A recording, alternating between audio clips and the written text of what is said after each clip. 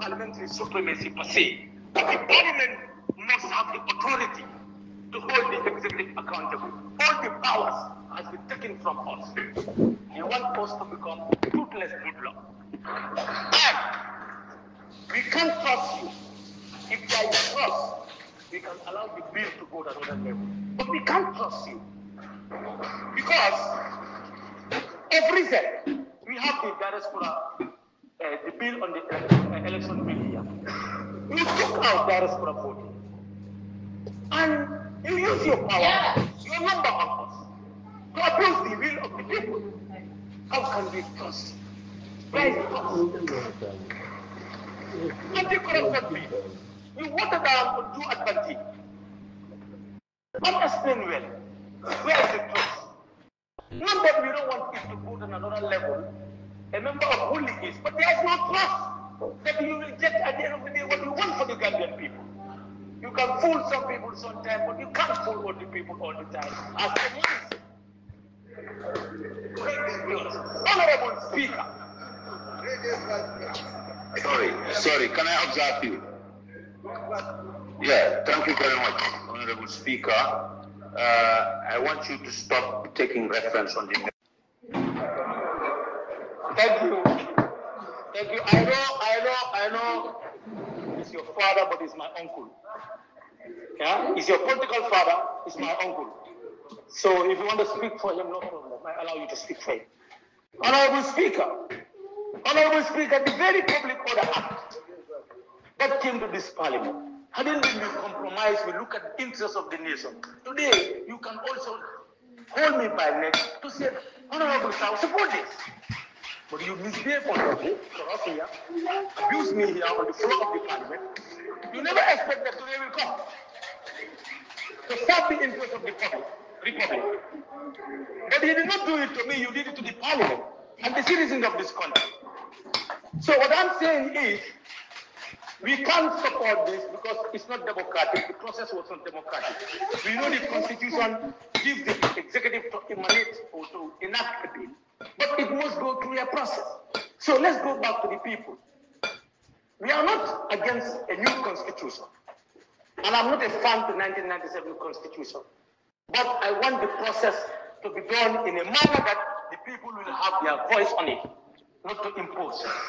A lot of dialogue took place, according to some people who spoke here, internationally. And the points that we wanted to strike a compromise on, instead you went and made your own amendments.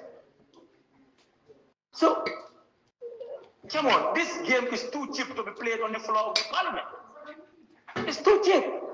So let's take it to the people. I'm appealing to the minister, though it's late to be withdrawn. My position was for them to withdraw it and take it back to the people. Now that it's late, we are going to make a decision here. Then that's not the end of the journey. Let's go and sit down again at our comfort zones. We visit our young people at the Bantabas, at the big side, at their booths. We make a decision for this country. I thank you. Don't feel sad. Thank you very much, Honorable Member for Central Badibu. Thank you, Honorable Speaker. UDP.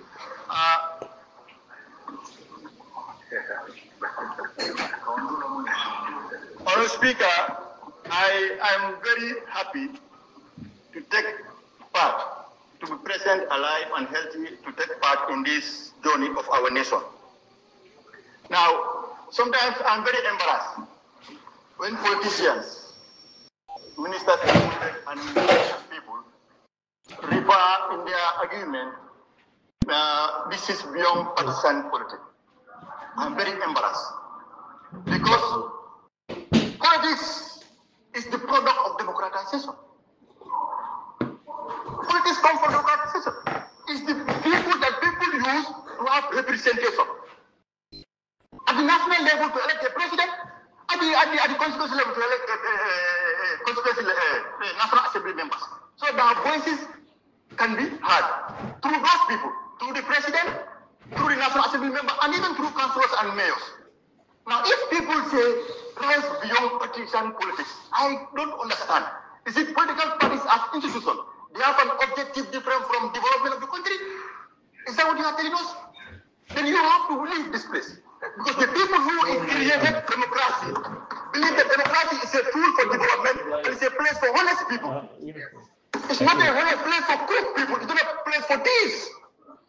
So because if you project politics like that, it seems as if I feel bad that I look myself as a bad person. Politics is a decent and noble profession to be manned by people who are going to serve the interests of their people. Every government, every political institution should be anchored on ideologies and policies and programs that you want to emancipate your from other development. Now, if political parties are Point of order. Yes, Honourable Speaker, point of order. On section 29, clause 29, sub 1, every member shall restrict his or her observations to the subject under discussion. I think the member is going out of context. We are discussing about the merits and principles of a constitution.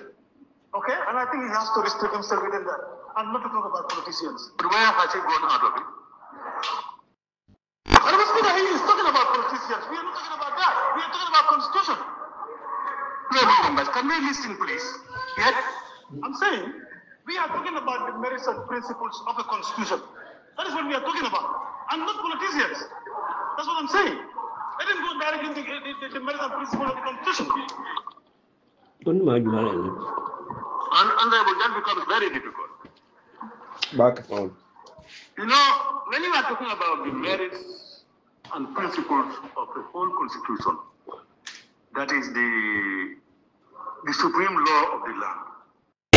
That's what's going to govern everybody. What we will avoid doing is to go into the details of the constitutional provisions, which we should wait until at the committee of the whole house. But as we speak now, anything that deals with the principles and merits of the constitution, politicians' participation, how they see it, but if you want to delete that, then you're narrowing the debate for members to express themselves. Honorable Member for Tallinn, can you continue? Thank you, Honorable Speaker. Honorable Speaker, this was not even part of my shortlist because it was raised by the mover of the motion itself and few members dilated on it. So it's part and parcel of the debate.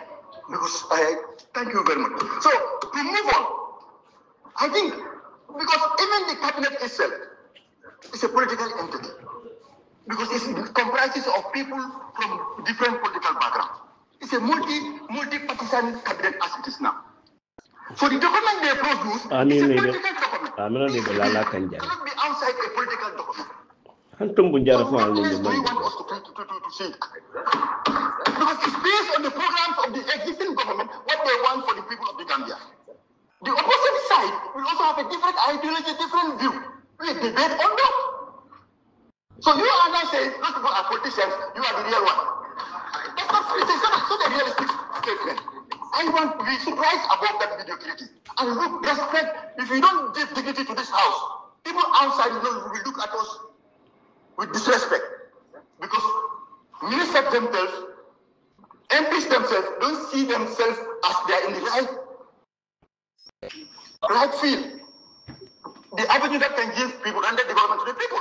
So we choose democracy, not dictatorship. We choose democracy, not monarchy. And democracy sets these things. Even the parliament is a democratic institution. So I advise us to watch our words so that people don't look down on us. This is not partisan politics. This is at the heart of the development of this country. The mover also mentioned that let us not repeat the mistake that was made in the past. That's the rejection of the 2020. Now, before even the election of that, the voting of that bill, the whole cabinet went on a rampage that there are provisions in that bill that targeted the presidency. There are provisions in that bill that are designed to attack the presidency. Ministers and presidential advisors, party office, the whole Gambia had them. 18 people from the parliament here voted against that constitution. Now you stand here and say it's a mistake. Can you tell me how it is a mistake? Those ministers mislead the country, and those 18 mislead the country. Can you please explain how is a mistake?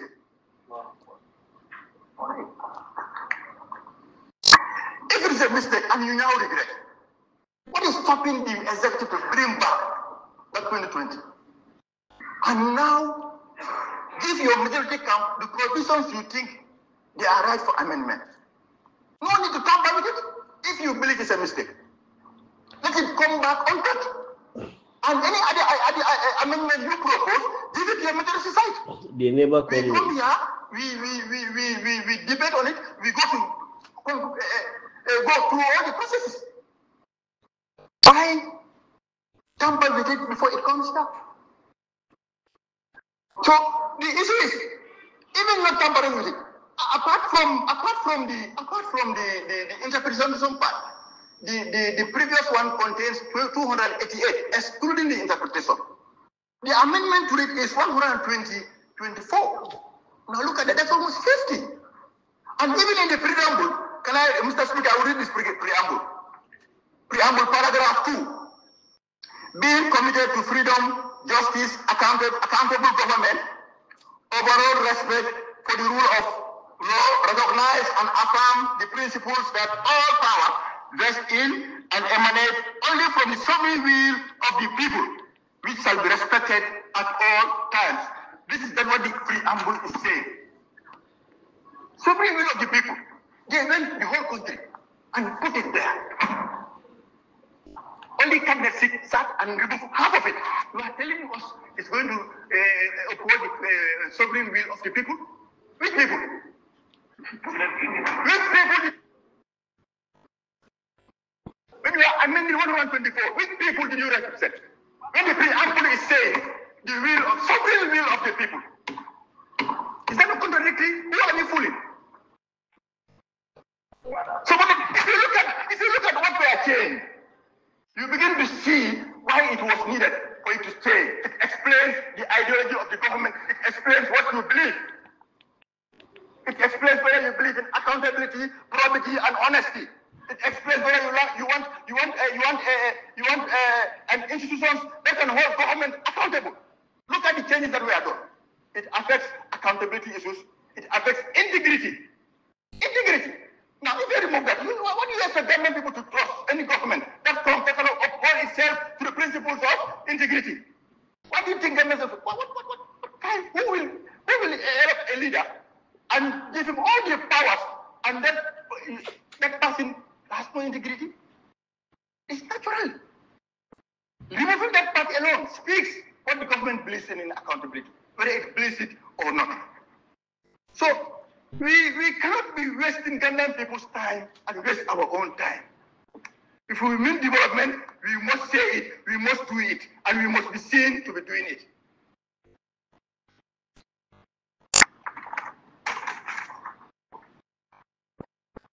Somebody speak. Constitution is all about time limit. Time limit. 50 plus.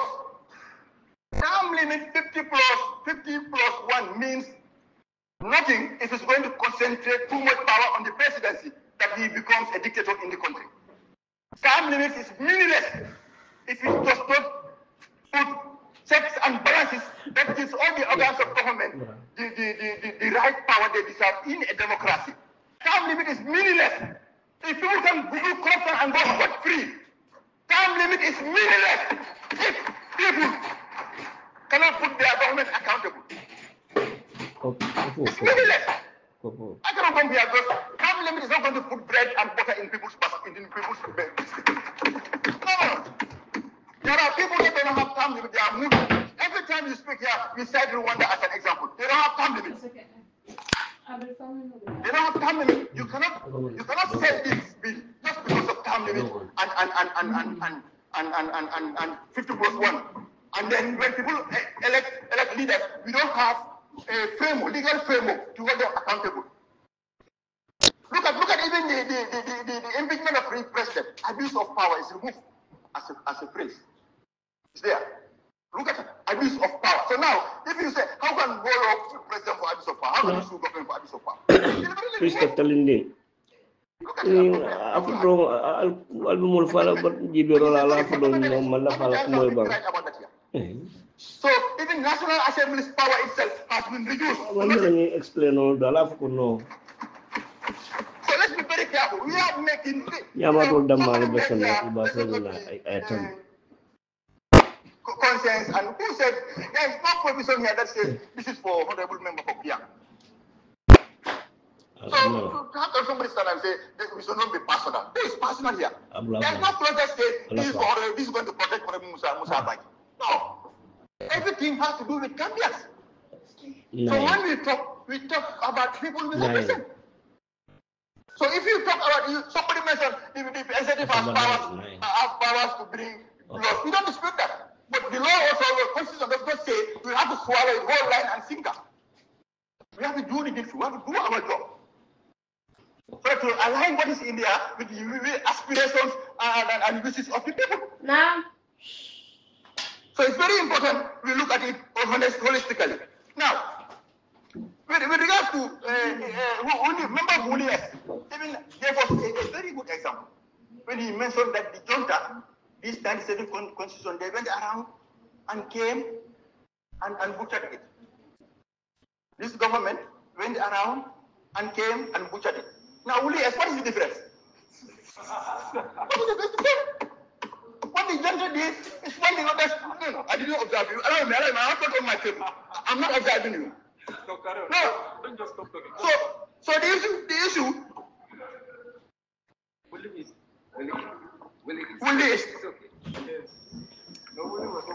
It's very important. It's very important. When we speak because we want to be best for our people. And also when you speak, don't make yourself the same and make the others the evil. How can you say people are speaking because their campaigns are funded with you? You are the person. If you believe you have the right to fund your campaign, you did so. Why would you say other members are supporting it because they have people who are funding their campaign? That's accusation. It's incorrect.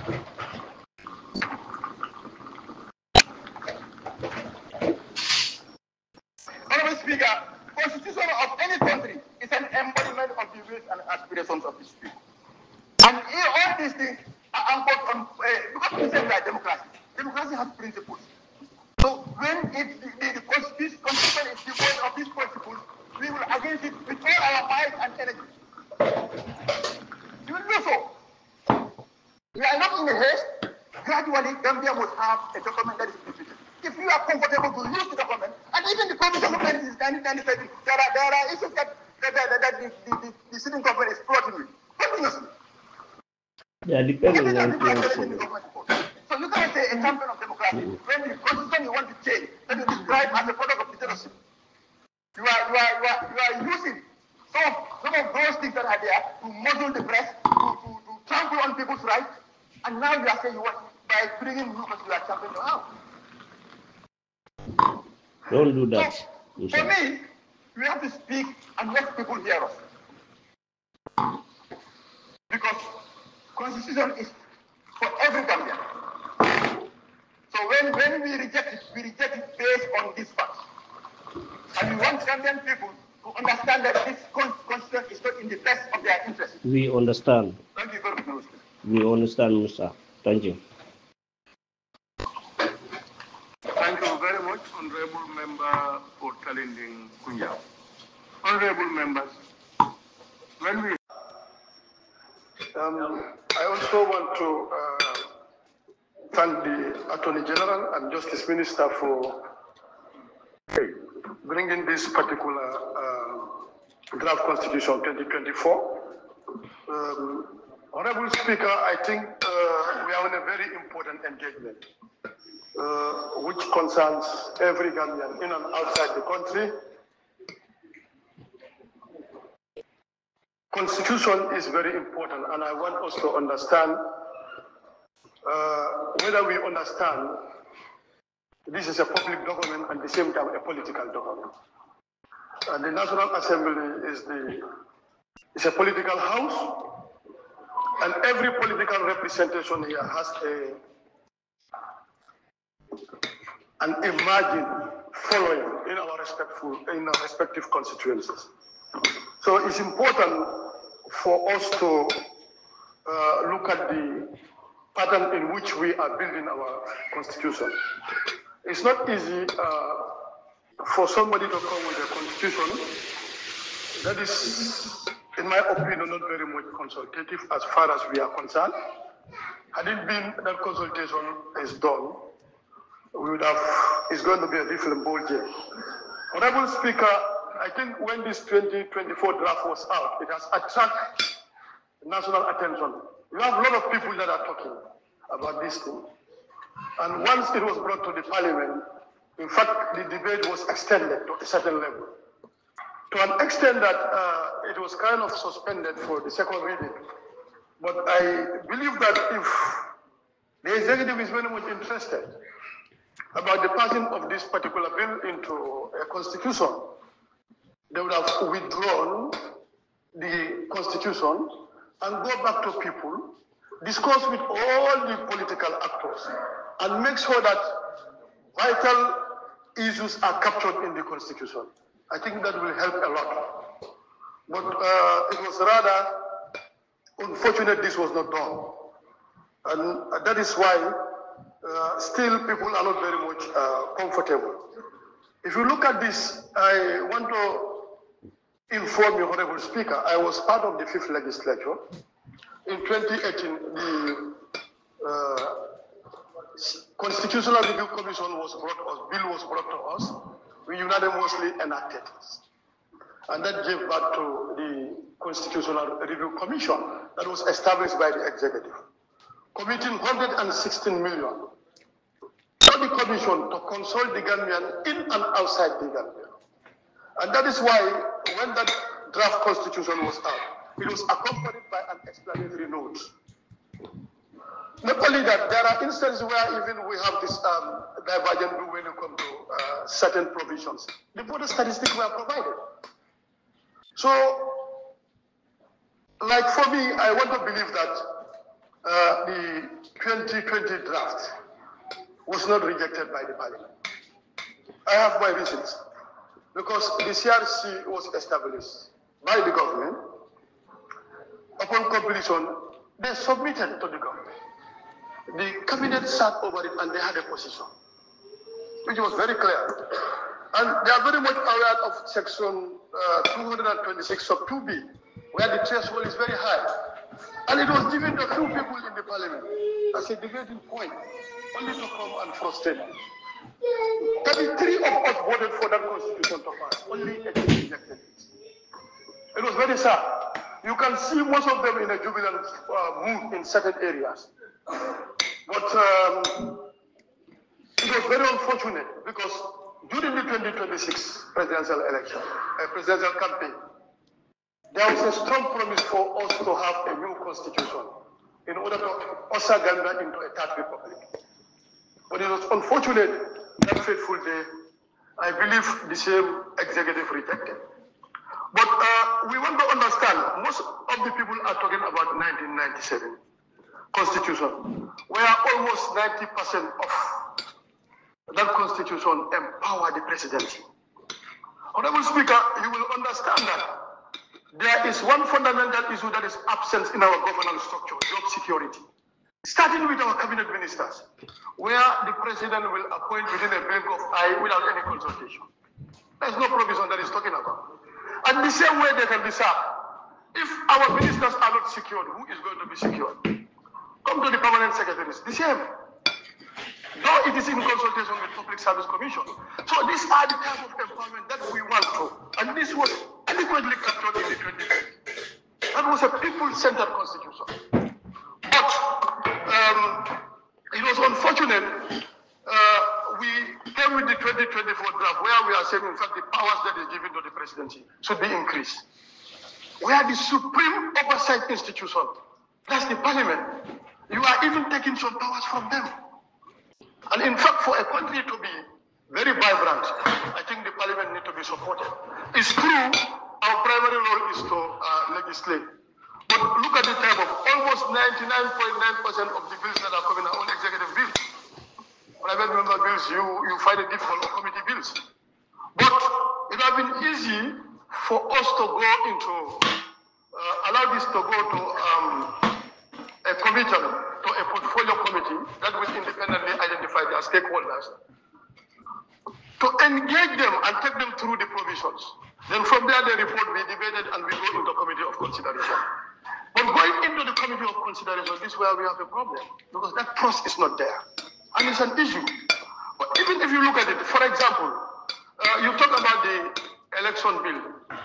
That is not a private member bill. It's not a government bill. It's not a committee bill, but it's a government bill. And it was drafted by MOJ in consultation with the IEC. Upon completion, they reported. They look at all the provisions they are comfortable with, and it was brought to the parliament. To the portfolio committee, they also identified their stakeholders, and they were comfortable with it. Only to our dismay, to come to this parliament, section 14 was expunged. Seriously, because they believe that is favoring diaspora voting. Why should we? So these are some of the things that we look at it. And in fact, even the anti-corruption bill, unexplained well, has been expunged. So we are not very much comfortable going with this to the committee of consideration. And that is why we still believe that constitutional building is not easy, but if this fails, let's try another. But I want to advise the parliament, let's look at very well section 22 sub 2, section 226 sub 2b. Even where that is entrenched, let's do everything humanly possible to see how do we remove that so that we can have a smooth sailing when it comes to constitutional building. But the threshold is very high and it is making things very difficult. If we remove that, I think we'll be able to have a constitution. It's not possible for everybody to agree on every provision. There must be a divergent view. And I believe in the 2020, we have very limited issues that were major ones. One is the retroactivity of the presidential term, and which was not well explained. And two, we have the judiciary remuneration, maybe, and secularism. And this can be, I think this can be fine-tuned at the committee of consideration. But we did everything humanly possible. We spoke, we debated, making all type of consultation, radio programs, but to no avail. It was rejected. The same executive chose these people to go and reject it. So it's very unfortunate. And that is why, as far as we are concerned, because there is an issue of trust as far as the committee of consideration is concerned. So we definitely want to push this out and look for another alternative, starting with to look at how do we remove section 226 sub 2b, because that is the stumbling block for a constitutional development. That has to be. If it were us, it will warrant us to go for a referendum to make sure that is expunged from the system. On that note, Honorable Speaker, I thank you and I beg to sit. Thank you very much, Honorable Member for Brikama South. I now